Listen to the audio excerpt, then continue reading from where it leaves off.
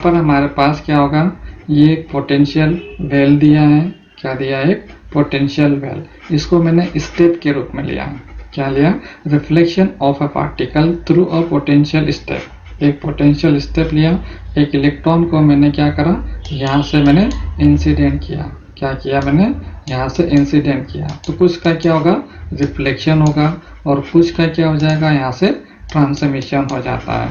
तो ट्रांसमिशन हो जाता है तो उस कंडीशन में मेरे पास ये जो रीजन बनते हैं, क्या होंगे आपके पास, यहाँ जो रीजन जनरेट होता है हमारे पास, रीजन, फर्स्ट रीजन और सेकेंड रीजन की बात करते हैं। हमारे पास दो ही रीजन यहाँ पर आएंगे।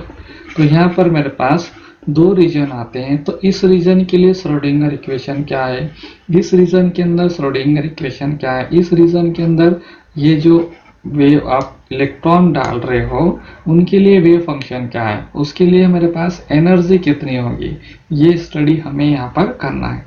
एक्चुअल में ये जो स्टडी है वो कहाँ की जाती है कि मान लीजिए हमारे पास ये जैसे कि न्यूक्लियस है, न्यूक्लियस के अंदर हमारे पास क्या होते हैं, ऑर्बिट होते हैं, ऑर्बिट के अंदर क्या होते हैं, इलेक्ट्रॉन्स पाए जाते हैं। तो जब ये क्योंकि ये तो किसके अंदर काम कर रहा है, इसके पोटेंशियल के अंदर काम कर रहा है। क्या कर रहा है? न्यूक्लियस के पोटेंशियल के अंदर काम कर रहा है। तो इसको हम बाहर निकालें तो उस समय उसको ये वाला जो पोटेंशियल है, किस वाला, इतनी हाइट का पोटेंशियल वो फील करेगा। इस हाइट का पोटेंशियल क्या करेगा, वह इस हाइट के पोटेंशियल को वो क्या करेगा, फील करेगा। तो उस फील करने के लिए, इसको यहाँ रिमूव करने के लिए, या तो ये इलेक्ट्रॉन क्या हो सकता है, मान लीजिए यहाँ अंदर से आ रहा है तो यहाँ टकरा के वापस भी तो जा सकता है। क्या कर सकता है? टकरा के वापस भी जा सकता है। तो यहाँ पर इसका निकलने पर इसके सरफेस पर क्या होगा, ये निकला तो कहाँ आया, इस पोटेंशियल पर, यानी यहाँ पर आया। यहाँ से निकलने के बाद इसके पास दो फिनोमेना हो सकते हैं, या तो ये रिफ्लेक्ट हो जाए या फिर यहाँ से बाहर निकल जाए। यहाँ से क्या हो जाए, ये बाहर हो जाए। दूसरा एग्जाम्पल्स मेरे पास होगा कि एक मटेरियल दिया गया है, फ्री इलेक्ट्रॉन है, तो क्या करेंगे, ये दीवार पर एक वी नॉट पोटेंशियल को क्या करेंगे, ये फील करते हैं, अनुभव करते हैं। अब यदि मेरे पास इसको अगर यहाँ से इस इलेक्ट्रॉन को निकालना है यहाँ से, तो ये पोटेंशियल क्या करेगा, यहाँ पर ये अनुभव करेगा। तो ये बाहर भी निकल सकता है या फिर यहाँ से टकरा के क्या कर सकता है, ये वापस भी आ सकता है। तो इस प्रकार की प्रॉब्लम्स को हमारे पास सोल्व करने के लिए श्रोडिंगर ने या श्रोडिंगर की सहायता से हम यहाँ पर क्या कर सकते हैं, इसके वेव फंक्शंस और एनर्जी को हम फाइंड कर सकते हैं। तो यहाँ पर मेरे पास ये जो, इसको मैं फिर से बना देता हूँ मेरे पास, क्योंकि ये बहुत लेंदी डेरिवेशन जाएगा। तो मेरे पास ये क्या आ गया, एक पोटेंशियल वेल आ गया। ये रीजन कौन सा आ गया आपके पास, फर्स्ट हो गया। ये रीजन कौन सा आ गया आपके पास, सेकंड बनता है। यहाँ से मैंने इलेक्ट्रॉन को अगर इंसिडेंट किया तो मेरे पास यहाँ जो पार्टिकल्स इंसिडेंट होगा उसको मैं क्या मान लेता हूँ, psi1 मान लेता हूँ, psi1। और इसको हम क्या कर रहे हैं, इंसिडेंट कर रहे हैं। तो P1x और बाई H क्रॉस क्या होगा आपके पास, बाई H क्रॉस हमारे पास आता है। ये रेडिएशन क्या हुई, इंसिडेंट हुई। कहाँ पर, यहाँ पर। कहाँ हुई, यहाँ पर इंसिडेंट हुई। तो कुछ पार्ट क्या होगा, रिफ्लेक्ट होगा, और रिफ्लेक्ट वाला पार्ट मैं मान लेता हूँ psi2। और इसका जो हमारे पास एम्पलीट्यूड आएगा वह कितना आएगा, अब एम्पलीट्यूड यहाँ पर ये चेंज हो जाएगा और e की पावर माइनस हो जाएगा, और I और ये मोमेंटम चेंज नहीं होगा, और y क्या जाएगा, H क्रॉस। क्या हो जाता है, ये इसका जो मोमेंटम होगा वह चेंज नहीं होगा, लेकिन इसकी डायरेक्शन क्या हो जाएगी, आपकी चेंज हो जाएगी। डायरेक्शन चेंज हो गई, क्या हो गई, डायरेक्शन चेंज हो गई। अब कुछ वेव्स क्या होगी, यहाँ आगे निकल जाएगी, कुछ वेव्स क्या होगी, आगे निकल जाएगी। इस वेव का नाम मैं यहाँ पर दे देता हूँ psi3, और यहाँ पर भी एम्पलीट्यूड का मान चेंज हो जाएगा। तो C और e की पावर क्या आ जाएगा आपके पास I, और यहाँ मोमेंटम क्या होगा, चेंज हो जाएगा। तो P2x बाई h क्रॉस हो जाएगा, P2 बाई h क्रॉस हो जाता है। तो P2 बाई, तो यहाँ पर हमारे पास I2 Px by h cross हो जाता है। इसको मैं फिर से लिख देता हूँ, EI P2 और x और बाई h क्रॉस हो जाता है। तो यहाँ से मेरे पास इस रीजन के अंदर रिफ्लेक्शन हो गया क्या, यहाँ पर रिफ्लेक्शन नहीं होगा। तो रिफ्लेक्शन नहीं होगा तो रिफ्लेक्शन वाला पार्ट मेरे पास नहीं आएगा। क्या आएगा, यहाँ पर ये psi1 है, क्या है, psi1 है, और इसको मैंने psi2 माना है। क्या है, ये वाला पार्ट psi1 ही माना है इसमें। क्या है, ये दोनों मिला के psi1 बनेंगे आपके।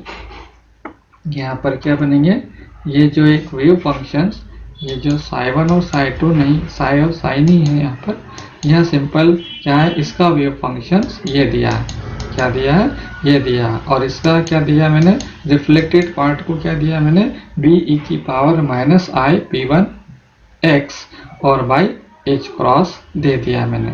तो यहाँ पर मेरे पास ये जो फर्स्ट रीजन के अंदर और सेकेंड रीजन के अंदर क्या आ गया, वेव फंक्शंस बन जाते हैं।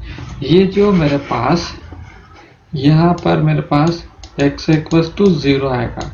तो इस रीजन के अंदर मेरे पास ये जो psi1 बनेगा, क्योंकि ये तो दोनों एक इधर जा रहा और एक इधर जा रहा, तो ये तो क्या होगा, एक मतलब यूँ कहें कि हम लोग एक दूसरे के ओवरलैपिंग के थ्रू हमारे पास एक रिजल्टेंट क्या बनाएंगे, वेव फंक्शंस बनाते हैं। तो रिजल्टेंट जो वेव फंक्शंस मेरे पास बनेगा वो क्या बनेगा, क्योंकि इनकी डायरेक्शन चेंज हुई है, और लेकिन हमारे पास ये जो वैल्यूज आपकी इंटरफेरेंस वाली है वो फिनोमिना होगी। तो माइनस आई और क्या जाएगा आपके पास P1 और x बाई h क्रॉस होता है। और इस रीजन के लिए मेरे पास क्या जाएगा, psi2 होगा, और psi2 इक्वल्स टू इसका एम्पलीट्यूड मैं मान रहा हूँ c, और e की power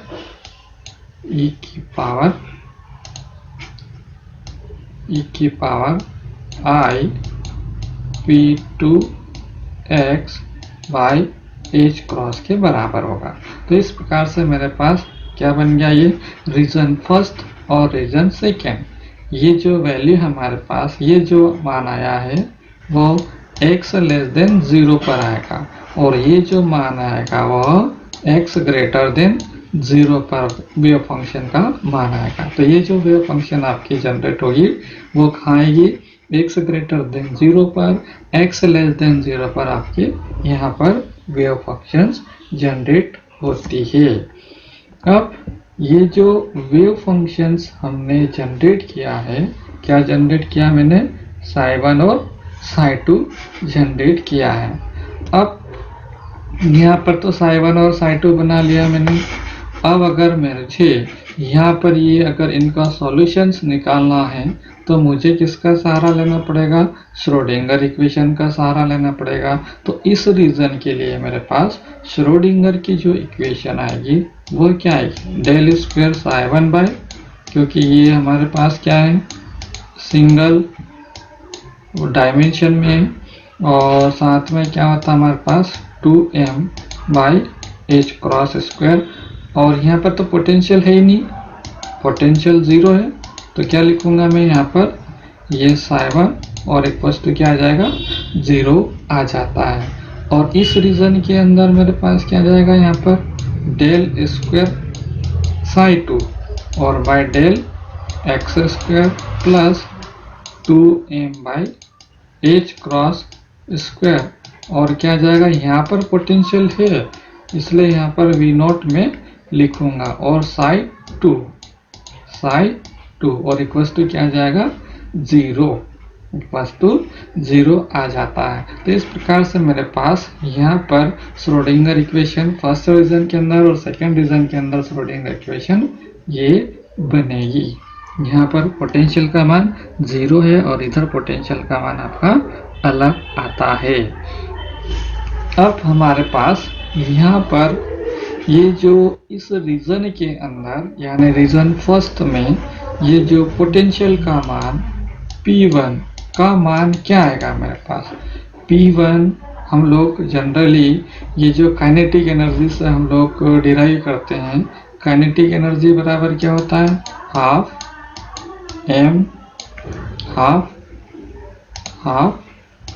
mv square. mv square बराबर क्या होता है? काइनेटिक एनर्जी इक्वल्स टू ये होता है। तो हम लोग क्या करें, इसको m को ऊपर नीचे गुणा कर देते हैं, तो ऊपर क्या आ जाएगा? ये m स्क्वायर v स्क्वायर होगा। उसको मैंने क्या लिख लिया? क्या लिखा मैंने? p के बराबर लिख लिया। और तो इस कंडीशन में मेरे पास यहाँ से p का मान क्या आएगा? Root of 2me। यहाँ से p का मान रूट ऑफ 2me निकाल सकते हैं। तो मैंने क्या किया कि यहाँ से p, ये देखो यहाँ पर मेरे पास एनर्जी, यहाँ पर तो ये वाली एनर्जी मैंने यहाँ पर रखी। तो ये जो मोमेंटम का मान इस रीजन के लिए मेरे पास क्या आएगा? 2me। यहाँ पर मोमेंटम का मान क्या आएगा आपके पास? 2me के बराबर होगा। इस रीजन के अंदर मोमेंटम का मान यहाँ पर आएगा आपके पास root of 2m e minus v naught आएगा, e माइनस v नोट के बराबर आएगा। किस रीजन के लिए? सेकेंड रीजन के लिए। तो सेकेंड रीजन के लिए मोमेंटम का मान, यहाँ एनर्जी जो है वो आपकी e माइनस वी नोट है। क्या है? e माइनस वी नोट है। तो इस कंडीशन में मोमेंटम की वैल्यू क्या होगी आपके पास? यहाँ पर ये होगा और इस रीजन के अंदर मोमेंटम का मान ये आता है। तो इस प्रकार से हमारे पास क्या आता है? यहाँ पर मोमेंटम की वैल्यू आ जाती है। अब हमें क्या करना है कि यहाँ पर ये जो A, B और C है, क्या है? A, B और C है, इनकी वैल्यू हमें फाइंड करना है। अगर हमें फाइंड करना है तो इसके लिए मुझे क्या लगेगा कि यहाँ पर बाउंड्री कंडीशंस मुझे अप्लाई करनी पड़ेगी।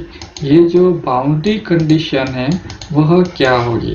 देखो यहाँ पर मेरे पास ये जो पोटेंशियल है ये x इक्वल्स टू 0 पर है। तो बाउंड्री कंडीशंस हमें क्या बताती है? मेरे पास यहाँ psi1 बनता है और यहाँ क्या बनता है? psi2 बनता है। psi1 आपका a e की power I p1 x by h cross plus b e की power I p1 minus I p1 x by h cross बनता है। इसी तरह से यहाँ पर भी psi2 बनेगा। बाउंड्री कंडीशंस हमें क्या कहता है? तो बाउंड्री कंडीशन के अकॉर्डिंग हमारे पास यहाँ पर x इक्वल्स टू नोट पर या x इक्वल्स टू 0 पर बाउंड्री कंडीशंस हम लोग लगाते हैं। तो यहाँ पर मेरे पास इसकी जो वैल्यू है psi1 इक्वल्स टू psi2 होना चाहिए और ये कंटिन्यूस या सतत होना चाहिए। साथ ही साथ del psi1 by del x equals to del psi2 by क्या होना चाहिए? Del x। ये बाउंड्री कंडीशन की शर्त है। कहाँ पर? x इक्वल्स टू 0 पर।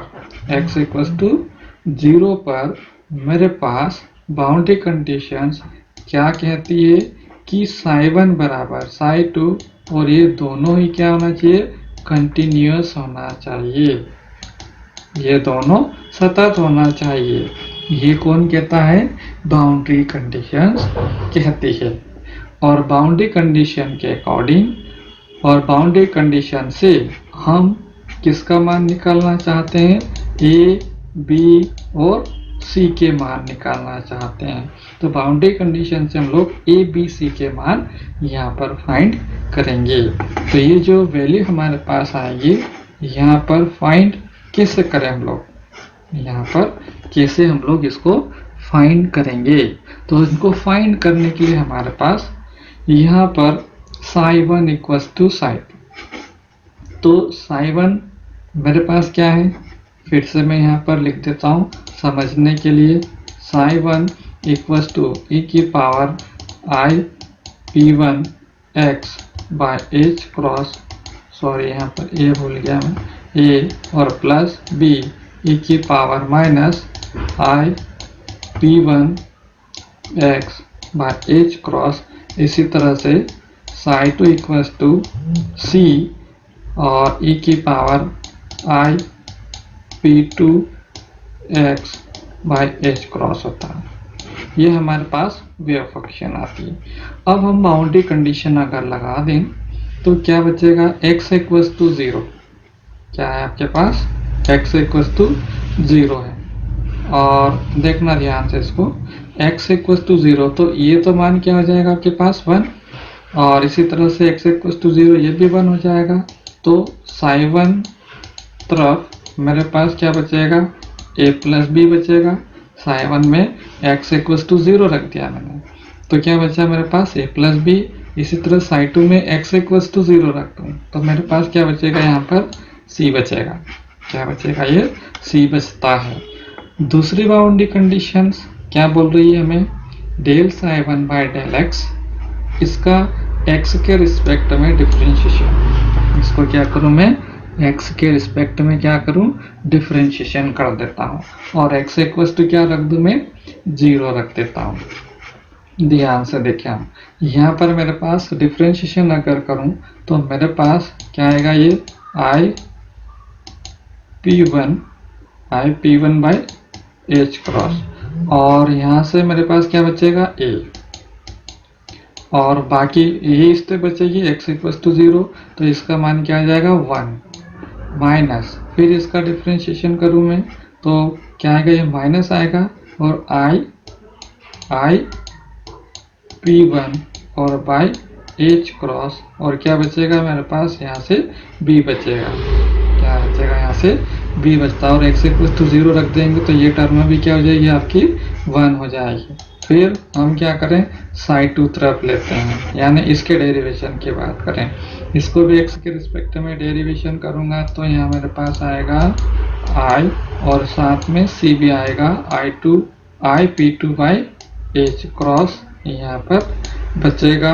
और ये तो सारी वैल्यू क्या हो जाएगी, x इक्वल्स टू 0 रख देंगे तो ये 1 हो जाएगा, तो यहाँ 1 आ जाएगा। तो इस तरह से मैंने इसको सिंप्लीफाई कर लिया। अब इसको अगर मैं सॉल्व अगर करूं तो ये h क्रॉस से तो सारा कैंसिल हो गया, और यहाँ से मेरे पास ये जो i p2 आया है, p1 p2 आया है, यहाँ से ये i भी क्या हो रहा है, ये कैंसिल हो रहा है, i भी कैंसिल हो जाता है। तो यहाँ पर मेरे पास p1 अगर कॉमन निकाल लूँ तो यहाँ मेरे पास क्या बचेगा, a माइनस b बचेगा, और इधर क्या बचेगा, c p2 बचेगा, c p2 बचेगा। अब ये जो दोनों इक्वेशन आई है इनकी सहायता से मैं क्या करूं, a b c के मान निकाल लेता हूं। क्या करूं, c का मान मैं यहाँ रख देता हूं, c का मान यहाँ रख देता हूं, तो मेरे पास ये क्या बन जाएगा, कैसे भी आप लोग इसको सॉल्व कर सकते हैं। तो कितना आ जाएगा, ये मैंने c का मान यहाँ रख दिया, तो ये बन गया मेरे पास p2, और क्या बन जाएगा मेरे पास a माइनस b बन जाएगा। इसको अगर मैं सिंप्लीफाई करूं तो ये a वाला इधर आएगा, तो क्या बन जाएगा, a कॉमन, और p1 माइनस p2 हो जाएगा, और इधर से क्या बचेगा आपके पास, p2 इधर से मैंने कॉमन निकाल लिया, तो ये माइनस b क्या आ जाएगा, a प्लस b है, ये क्या है, a प्लस b है। हाँ, ये भी प्लस हो जाएगा, क्या हो जाएगा आपके पास, प्लस हो जाता है। लेकिन यहाँ p1 और यहाँ p2 है, तो कॉमन कौन निकलेगा, यहाँ b कॉमन निकलेगा, और क्या आ जाएगा, यहाँ से अंदर p1 प्लस p2 आ जाएगा। तो यहाँ से मैं किसका मान निकाल लेता हूँ, b का मान निकाल लेता हूँ। b का मान क्या आ गया आपके पास, p1 माइनस p2 और bye p1 plus p2, p1 plus P2 और इनटू क्या आ गया A। तो इस तरह से मेरे पास ये किसका मान आ गया, B का मान एक ही टर्म में आ जाता है। इसी तरह से मैं यहाँ पर किसका मान निकाल सकता हूँ, C का मान भी निकाल सकता हूँ। 2P1 bye P1 plus P2 और इंटू A। यानी मैं क्या करूँ, यहाँ से ये जो है C का मान निकाल लो, यानी B का मान निकाल लो यहाँ से, और B की वैल्यू निकाल कर मैं यहाँ रख दूँ, B का मान निकाल कर यहाँ रख दूँ, और सिंप्लीफाई अगर करूँगा तो मेरे पास C का मान आ जाएगा। किसका मान आ जाएगा, C का मान आ जाता है, या सिंपली A का मान यहाँ से उठा के यहाँ रखा जा सकता है। तो इस तरह से मेरे पास किसका मान आ गया, C का मान एक ही टर्म में आ गया और B का मान एक ही टर्म में फाइंड हो जाता है। अब मुझे यहाँ पर ये किसके मान आ गए, मुझे किसके मान निकालने थे, आयाम के मान निकालने थे, ABC के मान। मैंने B और C के मान निकाल लिए। किसकी टर्म में निकाल लिया, मैंने एक ही टर्म में निकाल लिया। अब ये निकालने के बाद मेरे पास यहाँ पर ये जो रिफ्लेक्शन कोफिशिएंट निकालना होगा, यहाँ पर मुझे रिफ्लेक्शन कोफिशिएंट दैट मीन्स क्या होगा आपके पास, ये जो आपके पास रिफ्लेक्शन कोफिशिएंट, इसको R से डिनोट करते हैं। एक होता है हमारे पास ट्रांसमिशन कोफिशिएंट, कितना ट्रांसमिशन हो रहा है, ट्रांसमिशन, ये जो ट्रांसमिशन कोफिशिएंट का मान कितना होगा, यानी यहाँ पर हम लोग रिफ्लेक्शन कोफिशिएंट R और ट्रांसमिशन कोफिशिएंट T को मेजर करते हैं। तो यहाँ पर ये जो R की वैल्यू और T की वैल्यू हमें फाइंड करना है। तो यहाँ पर ये जो रिफ्लेक्टेड करंट है उसका परिणाम कितना होता है, M का मैग्नीट्यूड कितना होता है, साथ ही साथ हमारे पास इंसिडेंट करंट का मैग्नीट्यूड कितना है। इसी तरह से हमारे पास यहाँ पर अगर ट्रांसमिशन की अगर बात करते हैं तो ट्रांसमिटेड करंट की वैल्यू कितनी आती है उसको हम यहाँ लिखेंगे, और साथ ही साथ यहाँ पर इंसिडेंट का मैग्नीट्यूड लिखेंगे। तो इस प्रकार से हमारे पास यहाँ पर दो केसेस हमारे पास यहाँ पर जनरेट होंगे।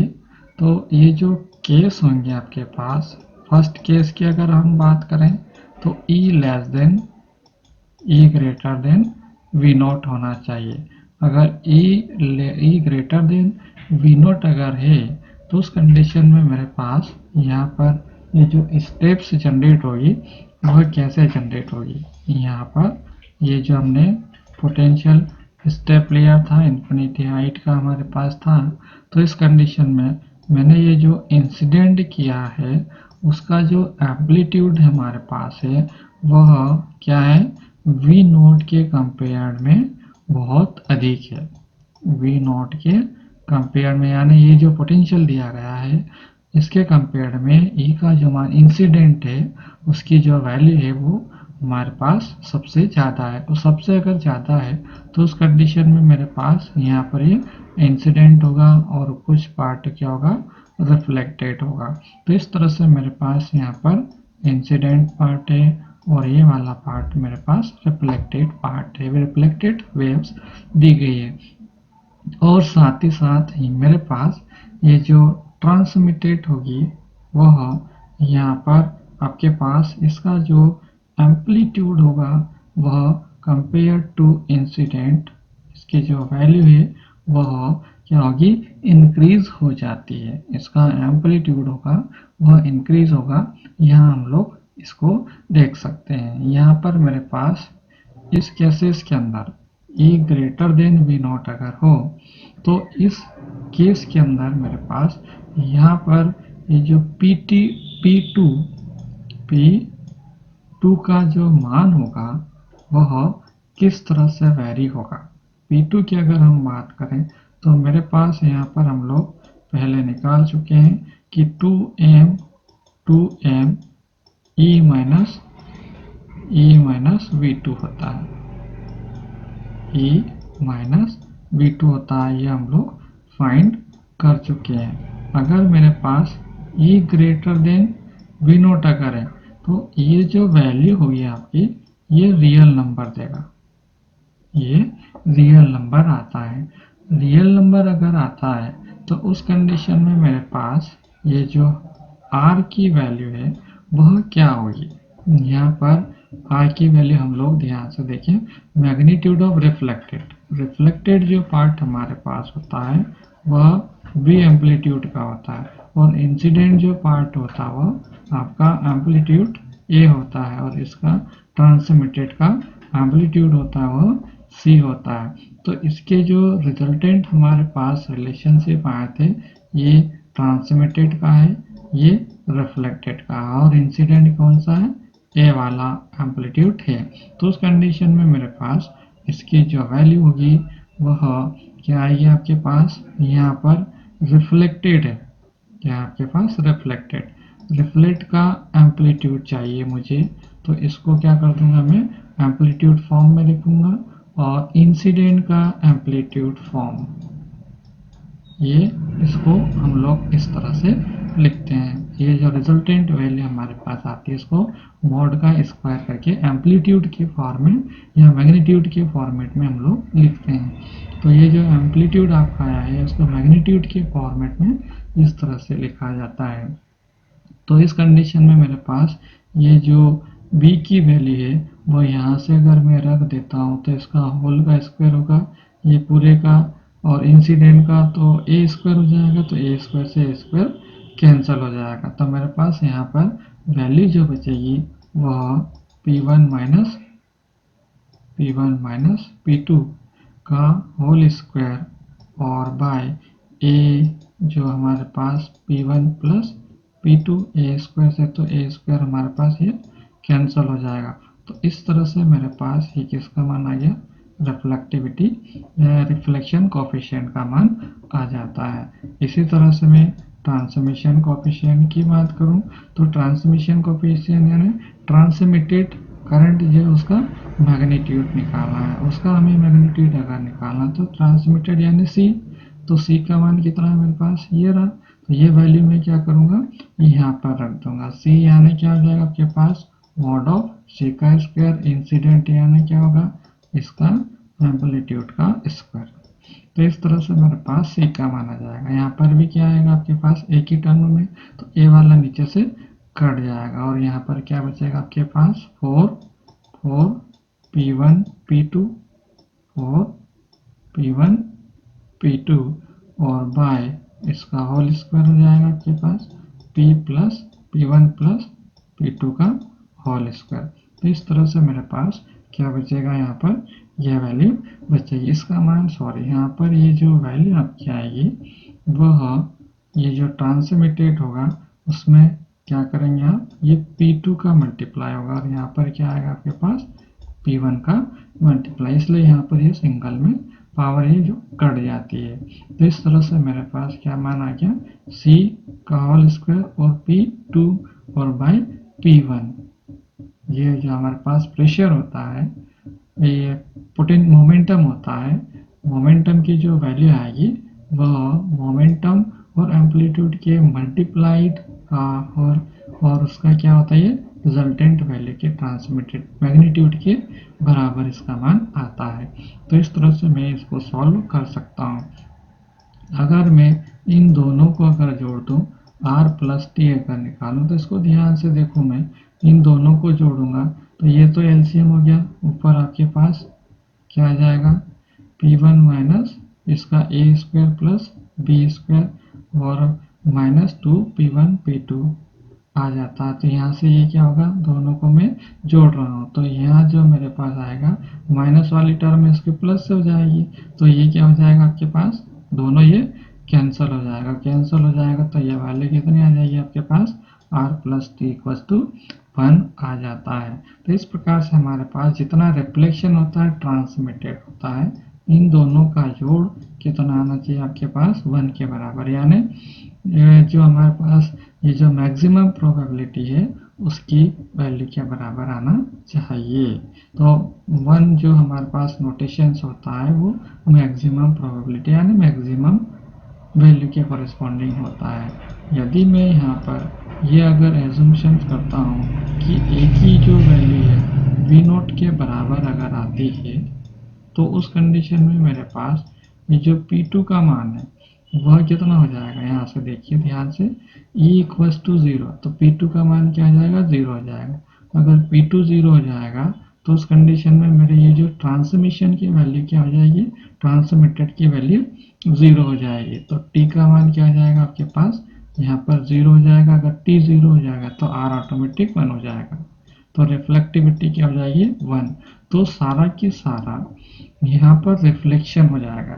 यदि मेरे पास, यदि इसकी जो एनर्जी, आपकी एनर्जी है या मोमेंटम का है इसका, यदि इसको v नोट के बराबर अगर है तो ये पूरा की पूरा रिफ्लेक्शन हो जाएगा, यानी इसका ट्रांसमिशन कुछ भी नहीं होगा। ट्रांसमिटेड पार्ट की जो वैल्यू होगी वो 0 हो जाती है। तो इस प्रकार से हमारे पास यहाँ पर ये जो कोई अगर मान लीजिए यहाँ पर बैरियर अगर है, ये जो यहाँ से अगर इलेक्ट्रॉन जा रहा है, इसकी एनर्जी हमारे पास ये है, यहाँ पर अगर पोटेंशियल बैरियर आपकी सरफेस पर V नोट के अगर बराबर है, तो दोनों अगर बराबर आ जाएगा तो ये इलेक्ट्रॉन यहाँ से वापस रिफ्लेक्ट हो जाएगा, ये बाहर कभी नहीं निकल पाएगा।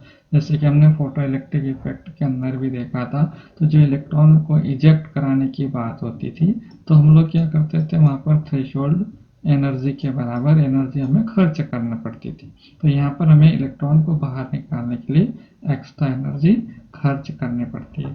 तो यहाँ पर सेम वही फिनोमिना यहाँ पर भी शो होती है, और इसी ये जो कॉन्सेप्ट हम लोग इस टाइप के प्रॉब्लम्स में हम लोग यूज करते हैं।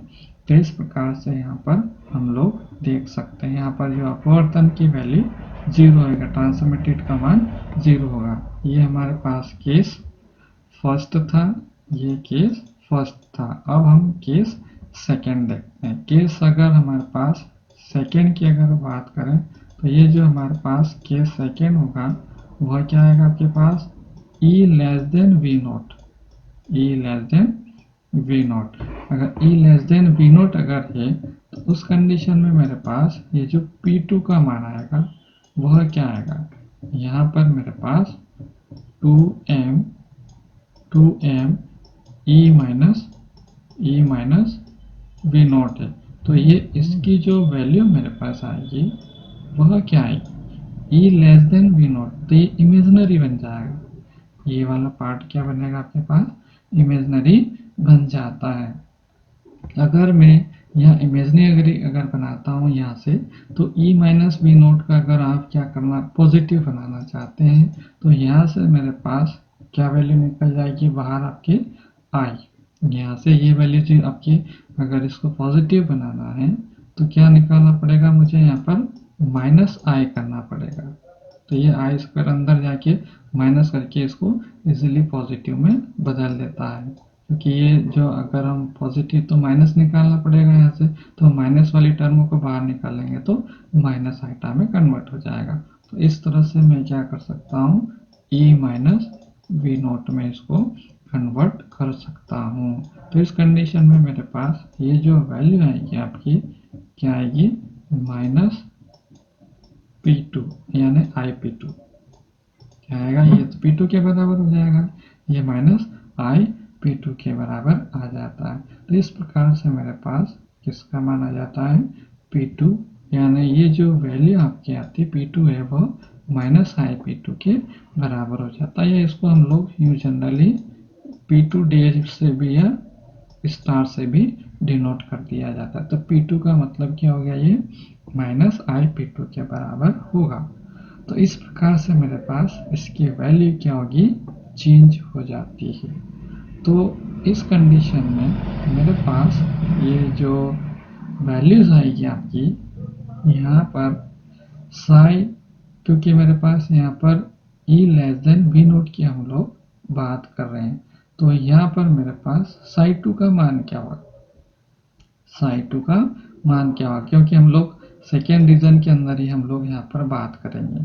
तो सेकेंड रीजन क्या मतलब यहाँ पर ये है, अगर ये वाला अगर केस हमारे पास E less than V note है, तो यहाँ पर ये जो पोटेंशियल की अगर हम बात करें तो पोटेंशियल क्या होगा, इसकी हाइट अगर V नोट है तो ये जो इंसिडेंट हमारे पास इलेक्ट्रॉन है वह क्या है, लोअर एनर्जी का है।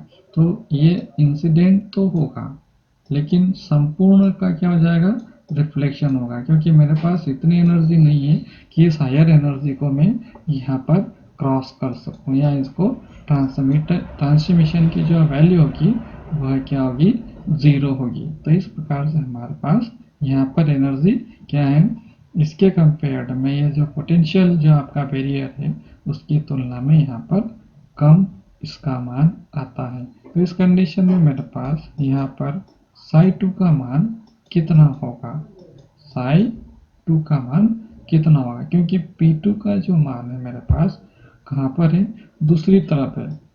P2 का मान मेरे पास दूसरी तरफ है, और वहां पर मेरे पास होता है e की पावर i P2x और बाय h क्रॉस होता है। तो यहाँ पर मेरे पास क्योंकि यहाँ psi2 स्टार अगर मैं फाइंड करता हूँ तो ये जो वैल्यू आपकी आएगी psi स्टार और e की पावर माइनस, क्योंकि स्टार अगर लगाते हैं तो यहाँ पर ये जो वैल्यू होती है वह नेगेटिव में कन्वर्ट हो जाती है। तो इस तरह से मेरे पास psi2 का मान आ जाता है और ये P2 स्टार हो जाएगा। तो यहाँ पर मेरे पास C स्टार और e की पावर, हाँ, यहाँ जो P2 स्टार आया है मेरे पास ये इसके जैसा होगा, यहाँ पर P2 स्टार यानी क्या जाएगा, माइनस आई P2 होगा, क्या आएगा आपके पास, माइनस आई P2 आएगा।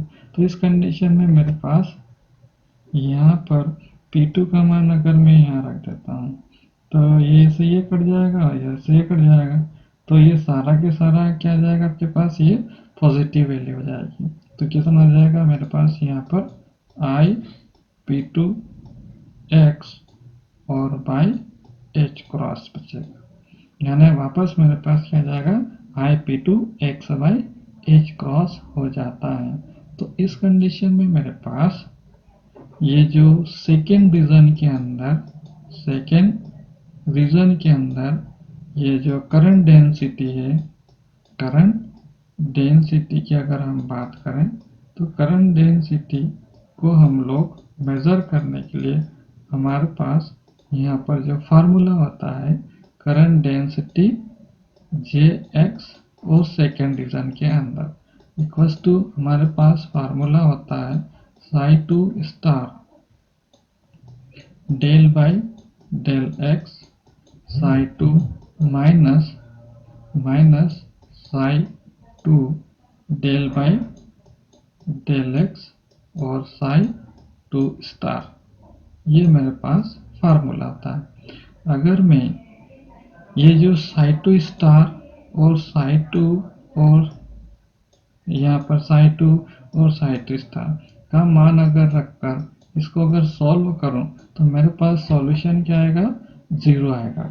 सॉल्यूशन करने पर मेरे पास वैल्यू क्या आएगी, 0 के बराबर आएगी। डिफरेंशिएशन करके हम लोग सॉल्व कर सकते हैं इजीली। तो यहाँ पर ये जो ट्रांसमिशन की जो वैल्यू आएगी वह क्या आएगी, 0 आएगी। तो रिफ्लेक्टिविटी 100% आती है। रिफ्लेक्टिविटी क्योंकि मेरे पास r plus T equals to 1 होता है, तो रिफ्लेक्टिविटी क्या होगी, 100% होती है। तो इस प्रकार से यहाँ पर क्या होगा, आपके पास डिफ्रेक्शन होगा, ये जो ट्रांसमिशन होगा, अपवर्तन होगा, उसकी वैल्यू क्या आएगी, 0 होती है। तो इस प्रकार से मेरे पास ये जो पोटेंशियल हमें दिया गया है इस टाइप का स्टेप के रूप में, जो कि इन्फिनिटी लेंथ का है, पर्टिकुलर हाइट का है, इसके अंदर हमारे पास ये जो इंसिडेंट इलेक्ट्रॉन है उसकी एनर्जी के अकॉर्डिंग यहाँ पर ट्रांसमिशन या रिफ्लेक्शन का मान चेंज होता है।